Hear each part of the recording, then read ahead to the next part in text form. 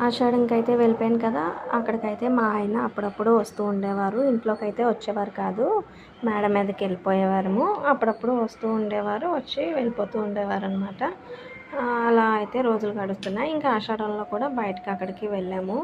ఇంకా after 1 month తర్వాత అయితే ఆషాఢం అయిపోయిన తర్వాత రిటర్న్ అయితే నేను ఇంటికి వచ్చేసాను.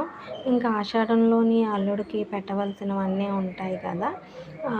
ఉంగరం అని, స్వీట్స్ అని ఇంకా అలాంటివన్నీ అయితే అమ్మ వాళ్ళు పెట్టేసి నాకు ఇంటికైతే పంపించేశారండి మళ్ళీన. ఆషాఢం అయిపోయిన 1 మంత్ తర్వాత. అక్కడ అయిపోయిన తర్వాత ఇక్కడికి వచ్చిన తర్వాత అయితే ఇంకా నార్మల్గా ఎప్పుడు ఎవరు ఎలా ఉండేవారో అలా అయితే ఉండలేదు.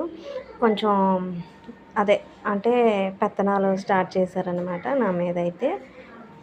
ఇంకా ఆడపడుచు పెత్తనాలు, ఇంకా మా అత్తయ్య కూడా ఇప్పుడున్నట్టు అప్పుడు ఉండేవారు కాదు.